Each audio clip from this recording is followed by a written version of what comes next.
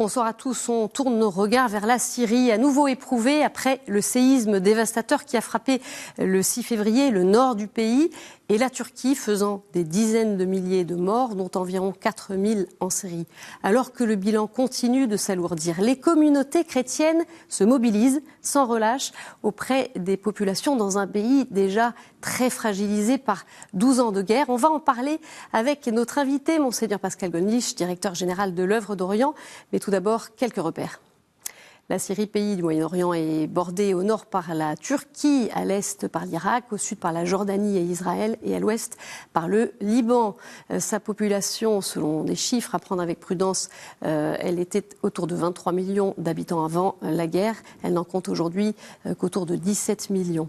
Sur le plan religieux, l'islam représente 94%, dont 77% de sunnites, 12% d'alaouites. Les chrétiens se situe autour de 6%, au nombre d'environ 2 millions avant la guerre. Il serait aujourd'hui 600 000. Tout de suite, je retrouve notre invité.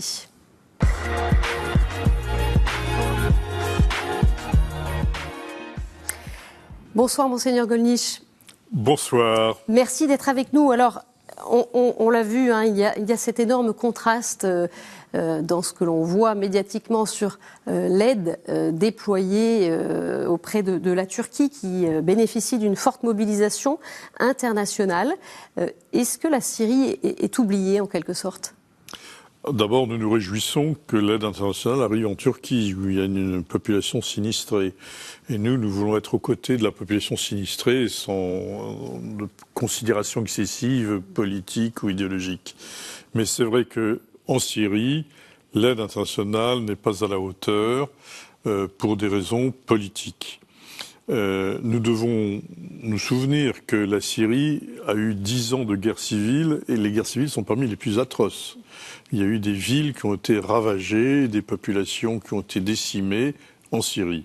Au terme de ces 10 années de guerre civile, les États-Unis, mais aussi l'Union européenne, ont décidé des sanctions économiques pour essayer de provoquer des avancées politiques du régime du président Bachar.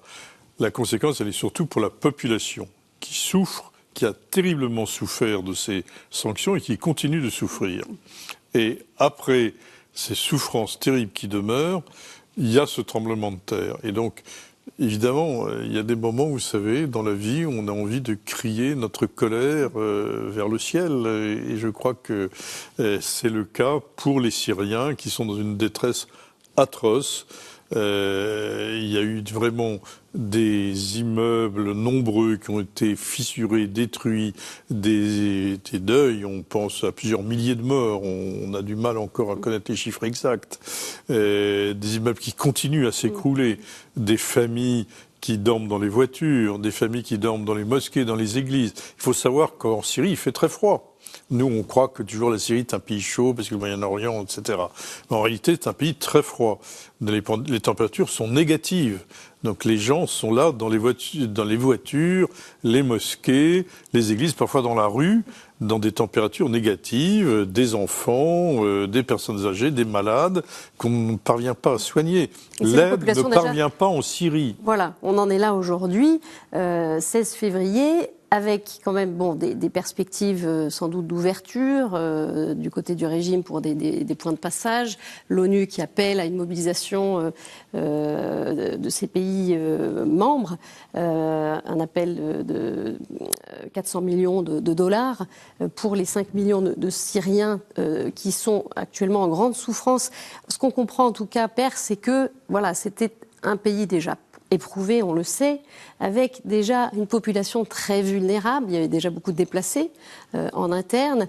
Donc finalement, ça vient se rajouter au reste. Ce qui veut dire que même si les rescapés sont en vie, ça ne veut pas dire qu'ils sont en situation sécurisée aujourd'hui.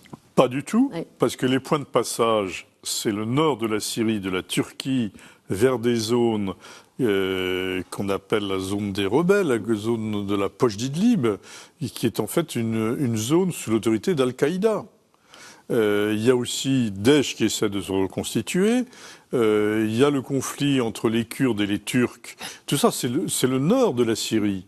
Et donc l'aide ne peut pas passer par là. L'aide ne peut pas passer par là. Donc c'est une population qui est en déshérence, dont personne ne s'occupe sérieusement pour le moment.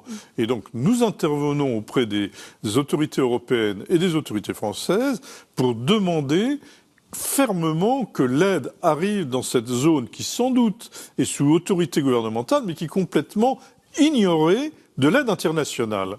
Et donc, il y a là quelque chose qui doit être entrepris. Le président de la République française a souligné qu'il fallait assouplir les sanctions pour apporter cette aide humanitaire auprès des populations. Je crois que c'est aussi le point de vue, évidemment, d'un certain nombre de responsables du Quai d'Orsay. Maintenant, il faut que ça se concrétise. Et donc, ce n'est pas possible que nous aidions simplement la poche d'Idlib, qui est sous autorité Al-Qaïda, sans se demander plus précisément où vont ces fonds en définitive, en disant on ne peut surtout pas aider la Syrie parce que ça pourrait aider le président Bachar. Excusez-moi, mais moi, mon propos n'est pas d'ordre politique. Je suis prêtre catholique, ce n'est pas ma problématique. Ce qu'il faut aider, c'est la population en déshérence et en souffrance que nous n'aidons pas. Nous ne sommes pas à la hauteur du problème. Alors en tout cas, les communautés chrétiennes syriennes, elles sont tout à fait mobilisées et depuis le début, elles se sont mises au service des familles, comme les Maristes Bleus d'Alep. Le frère Georges Sabé, qui est membre de cette congrégation, nous donne des nouvelles. On l'écoute. Dès le premier instant du tremblement de terre, nous avons ouvert la communauté pour accueillir les petites personnes qui sont victimes de ce terrible tremblement de terre. Le premier jour, nous avons accueilli 1000 personnes. Et puis tout doucement, certaines sont rentrées parce qu'elles avaient seulement peur. Et aujourd'hui, il nous reste en communauté 250 personnes auxquelles nous offrons complètement un hébergement avec 3 fois par jour un repas et un soutien psychologique aux petits-enfants et aux femmes. Les Maristes Bleus, nous avons ouvert notre cœur avant d'ouvrir la maison parce que nous croyons qu'aujourd'hui, il est nécessaire d'apporter un peu de lueur d'espérance dans un monde qui tremble et qui fait peur et qui est sombre. Voilà, apporter un peu de lueur d'espérance, c'est bien ce que font aujourd'hui les communautés chrétiennes dans ce contexte. Nous avons une immense estime pour ce que font les Maristes Bleus. Et nous avons eu la chance de pouvoir, dès le soir même du tremblement de terre, permettre l'acheminement de 5000 couvertures avec notre correspondant local, M. Vincent Gelot. Et il y a eu une distribution de ces couvertures. C'est dérisoire, 5000 couvertures. Ben, c'est déjà cela. Et ce qui est très fort, vous voyez, c'est que l'évêque d'Alep qui organise la distribution de ces couvertures a apporté des couvertures à la mosquée qui était en face de sa cathédrale. Oui, il y a là, dans la détresse terrible, la possibilité de nouer des relations qui vont après ça, d'une certaine manière, à la défense des personnes dans l'avenir, dans la construction de l'avenir à Alep. Nous avons repéré 17 lieux chrétiens, les Maristes Bleus d'Alep, mais il y a aussi les jésuites, il y a aussi les différents évêques qui sont à Alep, il y a plusieurs évêques catholiques, il y a des évêques orthodoxes, il y a aussi les gens qui sont à Tartous, à Latakié, dans ce qu'on appelle la vallée des chrétiens. Nous avons repéré 17 lieux chrétiens qui aident la population dans son ensemble. Donc nous ne sommes pas là pour aider seulement les chrétiens, nous sommes là pour aider les chrétiens à aider tout le monde. Et ces 17 lieux sont identifiés, organisés, responsables, nous pouvons suivre l'aide qu'ils font et nous demandons aux autorités françaises et européennes de soutenir ces 17 lieux en Syrie, que ce soit gouvernemental ou pas gouvernemental, c'est pas notre problème, c'est la population qui souffre. Nous devons aider ces 17 lieux. Alors comment, très concrètement, Père ? Alors, soit on peut les aider directement, par exemple, on peut envoyer directement de l'aide aux Maristes Bleus, on peut passer par l'œuvre d'Orient où nous avons ouvert un compte spécial qui va aller dans ces 17 lieux.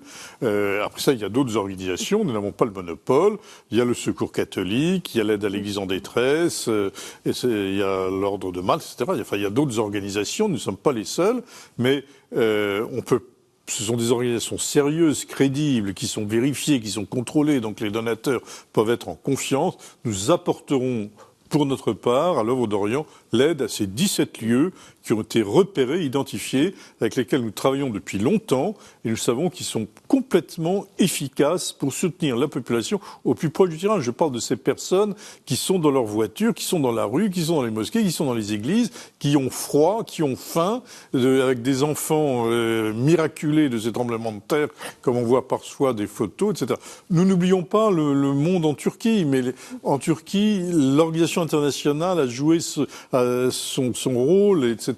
Là, en Syrie, vraiment, il faut que la communauté internationale se mobilise et laisse de côté, pour le moment, dans l'immédiat, les problèmes de politique. D'ailleurs, les Américains, qui ont été les premiers à imposer des sanctions, sont aussi les premiers à dire, mais devant cette urgence, il faut qu'on agisse. Alors, qu'est-ce qui va faire que ça pourra être levé? Là, la décision est entre les mains de qui? Alors, la décision, elle est entre les mains du centre de crise du ministère des Affaires étrangères, qui évidemment agit selon les directives du ministre et du président de la République. Donc, je pense que ce sont des gens qui comprennent ces problèmes, ce sont des gens de bonne volonté, et donc il faut absolument que ça se libère et que cela agisse dans cette zone de la Syrie, même si elle est sous l'autorité du gouvernement. Laissons de côté, dans l'immédiat, ces problèmes. Aidons la population sinistrée. Ce sera la grandeur de la France. La France a une occasion unique de montrer qu'elle est véritablement l'amie du peuple syrien et que les sanctions ne visaient pas à faire souffrir le peuple syrien. Si c'est réellement, comme je le crois, sa position, elle a une occasion unique d'agir. Ce qu'on aimerait aussi saisir, c'est cette population, elle est face au froid. Il y a évidemment toutes les conséquences de la guerre, des hôpitaux qui ont été détruits, donc le problème de l'accès aux soins, aux médicaments, la nourriture. Donc, elle n'est pas tirée d'affaire, la population. C'est ce qu'on comprend bien. Elle a beau être vivante, ceux qui sont là sont menacés. Vous avez tout à fait raison. C'était une multiplicité des défis de nourriture, de chauffage, de médicaments, etc. Le principal défi, et je le dis aussi parce que parce que je suis chrétien et prêtre catholique, le principal défi, c'est l'espérance. Cette population, nous la poussons au désespoir, comme dans différents pays. Nous la poussons au désespoir. Et nous, à l'œuvre d'Orient, avec l'Église, notre principal défi, c'est de redonner l'espoir à ces gens-là. Et que je crois que notre foi chrétienne, leur foi chrétienne, qui est extrêmement profonde, extrêmement solide, est la source d'une véritable espérance. Il faut lutter contre le désespoir de ces populations. On les pousse au désespoir. Ce que l'on entend aussi, ce que vous disiez, c'est que chrétiens et musulmans travaillent côte à côte. Dans la solidarité. Oui, je crois que ce drame, qui touche évidemment les chrétiens et les musulmans, a permis, vous savez, dans le drame, on se retrouve humain, frère en humanité, par-delà tout ce qui pouvait opposer. Et que devant des gens qui souffrent, devant un bébé qui souffre, vous ne vous posez pas la question si c'est un bébé chrétien ou un bébé musulman. Vous aidez ce bébé, vous aidez une mère en difficulté, etc. Donc c'est vrai que dans ce drame, il y a quelque chose de lumineux qui est la source d'une solidarité humaine renforcée. Et je vous assure que les évêques d'Alep, notamment, sont vraiment à l'œuvre pour cela. Et nos amis maristes bleus savent très bien cela aussi. Alors, on parlait beaucoup d'Alep, qui est la ville qui a été la plus touchée. Il y a la réponse d'urgence, elle se poursuit. Il y a aussi cette phase d'après qui se prépare, celle de la réhabilitation. Les explications de Jimmy Kourgi, coordinateur du comité de charité syrien, recueilli par Jean-Baptiste Connolly. When we enter the second phase, we start thinking about how to help these people to return home. So, in order to take the right decision to let someone after such a crisis, we have to be sure about the house is safe to use again. So this decision should be taken by expert people. In this domain, in this moment, we thought that we have to form this committee, which will include senior expert engineers who will be able to take this decision instead of the people. This group divided the houses into 3 groups. The first group, it's called green. When we say green, it means that the house is safe, so people can return to this house, and few maintenance is needed. So the church will help the families to do this maintenance later. The second group, it's called Orange Group. In this case, the maintenance is more major, let me say, so it will take long time to finish the maintenance. And on this side, we are working in parallel in another project, which is a renting houses project, where we will obtain the people here a place to stay during the maintenance period. The last group, it's called Red, where we cannot do anything to the house. So also similar project like the renting house project is going to be applied in this group also. Père, de quelle reconstruction faut-il parler quand on sait que la guerre a laissé un champ de ruines? Quand on entend cette typologie, cette classification, il y a des immeubles, on ne sait pas s'ils ont été détruits par les bombes, par le séisme. Qu'est-ce qu'il faut faire? Alors vous voyez, l'interlocuteur que nous venons d'entendre est très frappant, d'abord parce qu'il est assez jeune, manifestement, et il a un espoir, vous voyez, il a une vision, il a un projet, il a un futur. Et c'est cela dont le peuple syrien a besoin. On ne peut pas laisser un peuple, qu'il soit syrien, qu'il soit palestinien, qu'il soit arménien, ukrainien, ou tout ce que vous voulez, sans espérance, sans vision. Cet ami développe une vision. Et ça, c'est le plus important. Après cela, concrètement, on a fini, nous, à l'œuvre d'Orient, c'était pas notre métier, mais petit à petit, on apprend parce que ça ressemble un peu à la situation des gens, par exemple, qui ont été chassés par Daesh, qui se retrouvaient sans maison, etc. Donc il y a d'abord une aide d'urgence. Quand on a apporté des couvertures, parce que les gens ont froid. Les températures à Damas sont négatives. La nuit. Donc les gens ont froid. Donc il faut apporter des couvertures, il faut leur apporter pour se nourrir, pour les besoins fondamentaux. Dans les besoins fondamentaux, nous avons compris, ce qui n'était pas évident pour nous, qu'il y a la scolarité. Vous allez me dire, parce qu'un enfant qui manque la scolarité pendant un mois, c'est pas un drame. Sauf qu'un enfant déscolarisé, c'est une famille désocialisée. Donc c'est très important de garder la scolarité pour garder la socialisation des enfants. Mais ça, c'est l'aide de premier niveau. Vous parlez, Père, des enfants, et justement, on parle de nombreux orphelins qui vont évidemment émerger de tout ça. Qu'est-ce qu'il faut faire? Alors, les communautés chrétiennes sont vraiment là pour l'accueil de ces enfants. Honnêtement, je rends hommage à cet effort de ces communautés chrétiennes, catholiques ou orthodoxes ou même protestantes, mais les enfants seront pris en compte. Mais ça restera des orphelins, donc des enfants qui seront blessés toute leur vie par ce drame. Alors il y a donc cette première aide d'extrême urgence. Le deuxième niveau, c'est une fois qu'on a les rescapés, parce que dans la première urgence, il y a aussi d'essayer de trouver sous les décombres les gens qui sont encore en vie. Alors là, dans les chances avec les drames que ça a, et donc il n'y a pas l'aide internationale pour faire des excavations, pour essayer de retrouver des rescapés.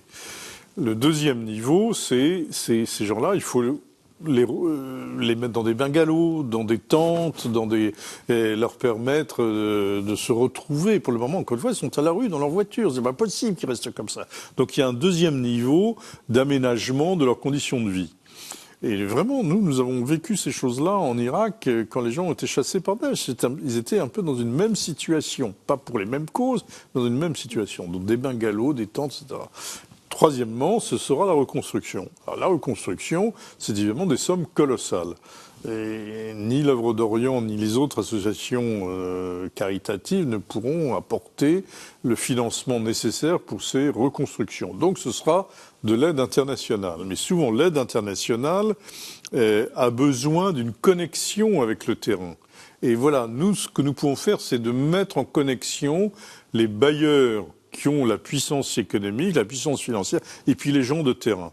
Pour ça, il faut arriver à comprendre que cette population est en souffrance, que les problèmes politiques, ce n'est pas à moi de me prononcer, je les comprends, mais il y a une population en souffrance qui mérite de l'aide humanitaire, et il faut donc prévoir un plan de financement de reconstruction, comme cet ami vient de se le dire et de s'exprimer. Merci beaucoup, Père. On va évidemment continuer à suivre ce qui se passe en Syrie et on poursuit tout de suite avec d'autres actualités.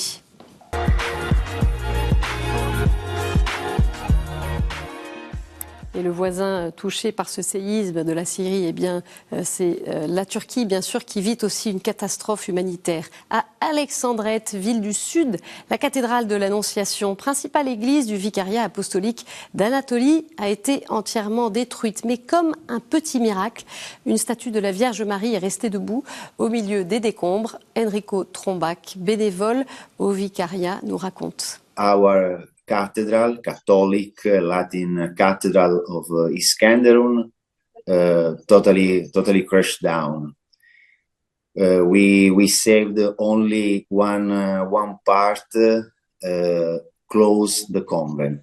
But in the little apse, the statue of Mary is safe, and all the people. Me, the priest, the sister said, "What a miracle!" We started to distribution clothes and meals since the second day, and now we are more organized. But the most important thing, I think, the meals, the covers. And when will be possible a roof? In fact, we have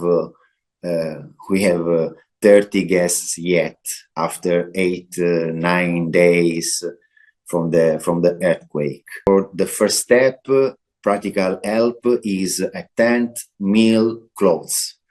But immediately after, a psychological help to try to retake the old life. En Haïti, on est toujours sans nouvelles du père Antoine, ce prêtre camerounais, missionnaire de la délégation indépendante des Antilles des missionnaires clarétins, a été enlevé le 7 février par un gang armé près de Port-au-Prince. Il était en route pour Casal, sa communauté missionnaire, située à quelques kilomètres au nord de la capitale, lorsqu'il a été enlevé dans la matinée. Et puis, le pape François a nommé un religieux maronite libanais, le père Michel Jalak, comme secrétaire, c'est-à-dire numéro 2 du dicaster pour les églises orientales. Cet universitaire succède à monseigneur Giorgio Demetro Galaro, qui quitte ce poste pour limite d'âge. Il secondera le nouveau préfet, monseigneur Claudio Gugerotti, nommé en novembre. Avant de nous quitter, tout de suite, la chronique du monde.